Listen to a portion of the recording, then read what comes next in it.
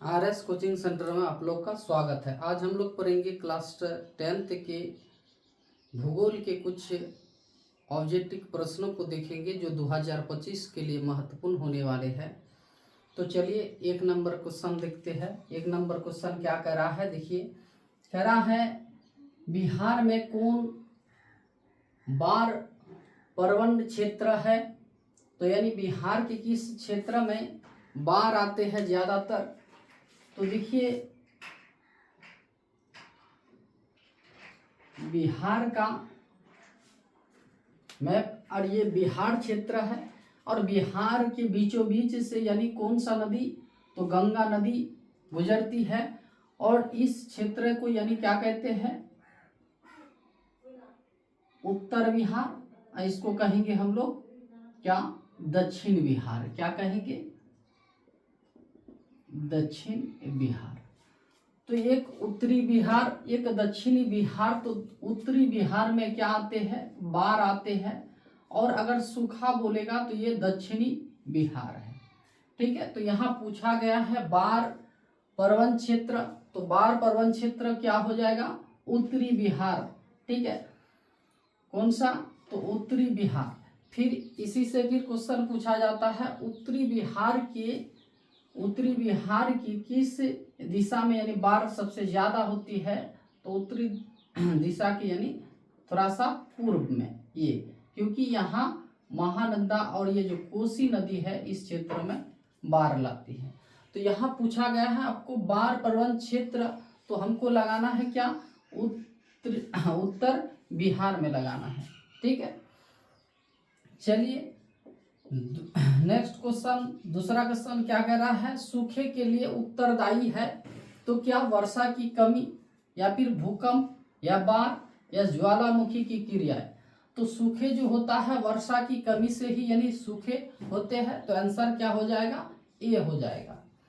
ठीक है, next question देखिए कह रहा है सर्वोत्तम कोयले के प्रकार कौन सा है। तो कोयले ऐसे 4 तरह के कोयले हैं, क्या, एंथ्रासाइट, लिग्नाइट, बिटुमिन, पीट।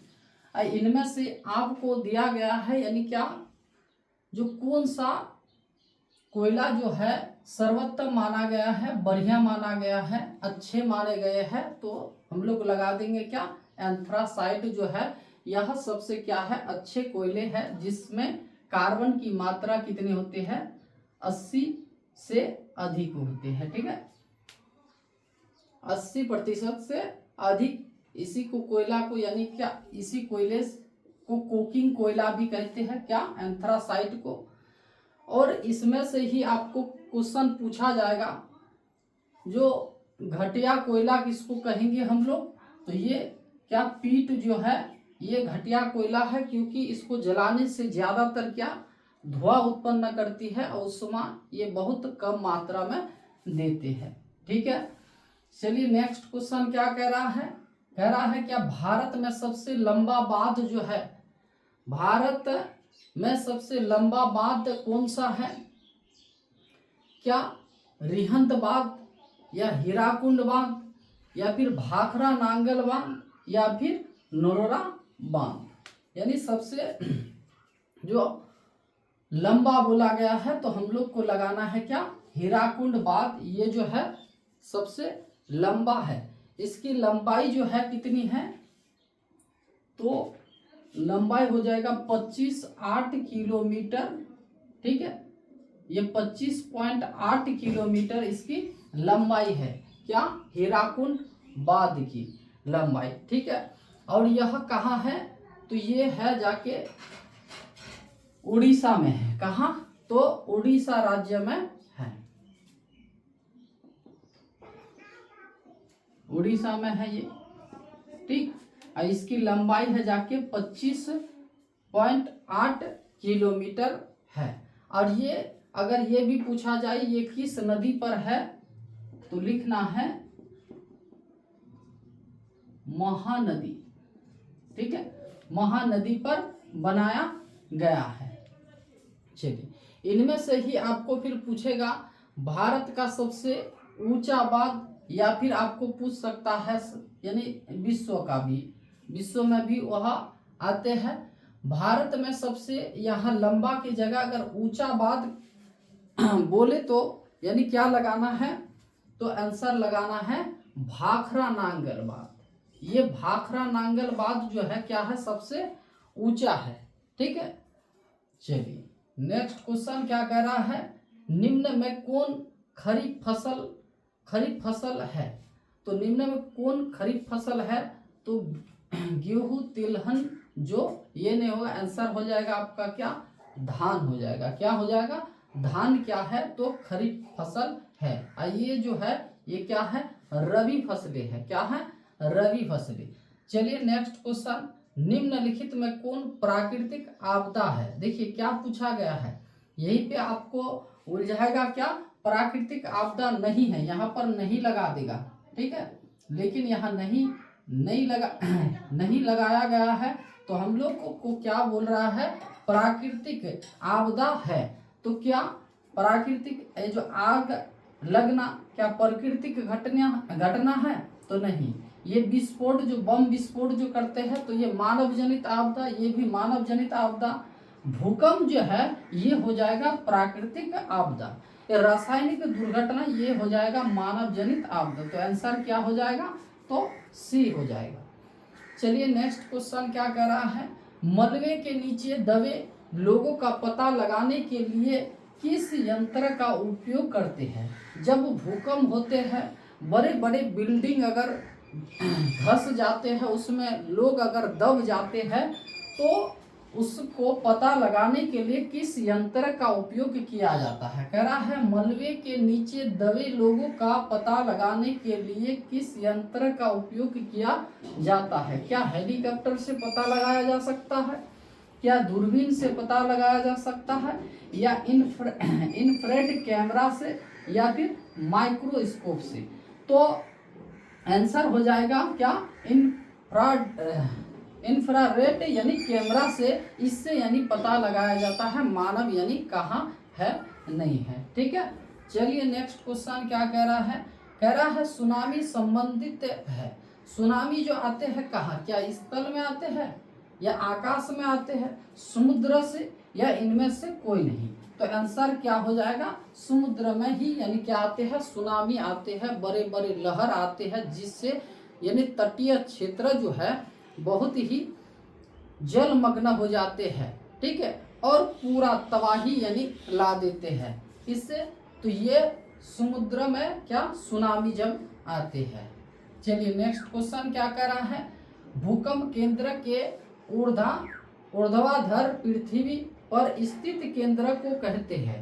तो इसको क्या कहेंगे, भूकंप केंद्र, या फिर अधिकेंद्र, उप केंद्र, या इनमें से कोई नहीं। तो इसको कहते हैं अधिकेंद्र कहते हैं। क्या कहते हैं, अधिकेंद्र कहते हैं।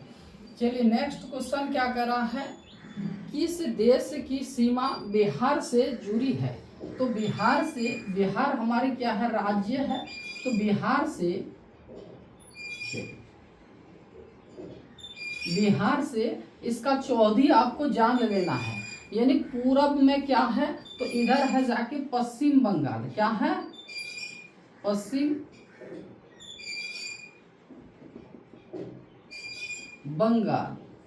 बंगाल राज्य। ये जो पूरब में और पश्चिम में है जाके उत्तर प्रदेश, और दक्षिण में क्या है, तो झारखंड है। क्या है, झारखंड राज्य। ठीक है, झारखंड राज्य ये 3 तरह से राज्य से घिरे है। और जो उत्तर में है, ये उत्तर में है क्या, नेपाल देश है। ठीक है, तो कह रहा है यहाँ पूछा गया है कि इस देश की सीमा रेखा बिहार से जुड़ी है। तो देखिए इधर तो राज्य है, इधर भी राज्य है, और इधर भी राज्य है। यानी पूरब में पश्चिम बंगाल, पश्चिम में उत्तर प्रदेश, दक्षिण में है झारखंड। तो देश कौन सा है, ये तीनों राज्य है, यही है यानी क्या, नेपाल। तो आंसर हो जाएगा हम लोग का क्या, ये हो जाएगा यानी नेपाल हो जाएगा। चलिए 11 नंबर क्वेश्चन कह रहा है, निम्न में से कौन प्राथमिक क्षेत्र से संबंधित है। तो प्राथमिक क्षेत्र के अंतर्गत क्या आते हैं, कृषि आते हैं, और क्या आते हैं, पशुपालन। क्या, पशुपालन पालन आते हैं, और क्या आते हैं, मत्स्य पालन। ठीक है, हाँ, तो ज्यादातर क्या आपको कृषि क्षेत्र दिया हुआ रहेगा, नहीं तो पशुपालन, नहीं तो मछली पालन, कुक्कुट पालन, बतख पालन, ये सब दिया हुआ रहता है। तो यानी आंसर क्या हो जाएगा, यानी कृषि क्षेत्र हो जाएगा। ठीक है, चलिए 12 नंबर क्वेश्चन, बिहार में कितने जिले हैं। तो आपको ये छोटा सा क्वेश्चन पूछा गया है, यानी बिहार में कितने जिले हैं पूछा गया है क्वेश्चन। तो ये भी यानी आंसर क्या हो जाएगा, 38 हो जाएगा। कितने, 38। चलिए 13 नंबर क्वेश्चन क्या कह रहा है, बिहार राज्य है। तो बिहार राज्य क्या है, हमारे यहाँ उद्योग है, बड़े बड़े कंपनी है, तो कंपनी नहीं है। ठीक है, क्योंकि कुछ क्षेत्र तो बिहार के क्या है, बाढ़ प्रभावित है, और कुछ क्षेत्र क्या है तो सूखे हैं, और यहाँ से बहुत सारे लोग जो है यानी बाहर चले जाते हैं दूसरे राज्य में कार्य करने के लिए, क्योंकि हमारे यहाँ कुछ भी कंपनी जो नहीं है, जिससे यानी उद्योग जिसको कहते हैं, बड़े बड़े फैक्ट्री यहाँ नहीं है, जो कार्य नहीं मिलते हैं, बेरोजगार हैं, तो दूसरे राज्य में कमाने के लिए जाते हैं, तो यहाँ उद्योग नहीं है। ठीक है, पशुपालन प्रधान ये भी नहीं, क्योंकि हमारे क्षेत्र में ज़्यादातर जो मिट्टी जो है, कौन सा मिट्टी है, तो जलोढ़ मिट्टी है, यानी वहाँ पर कृषि प्रधान यानी खेत होगा। ठीक है, खेती बाड़ी ज़्यादातर होते हैं, तो इसलिए हम लोग को लगाना होगा क्या, कृषि प्रधान राज्य कहते हैं। क्या, कृषि प्रधान राज्य। यहाँ तो हमारे बिहार में खनिज नहीं है, और अगर है तो थोड़ा सा क्या मिलते हैं, यहाँ अभ्रक मिलते हैं। ठीक है, तो आंसर हो जाएगा हम लोग का क्या, कृषि प्रधान राज्य। 14 नंबर क्वेश्चन देखिए, बिहार में कितने प्रतिशत क्षेत्र में कृषि की जाती है।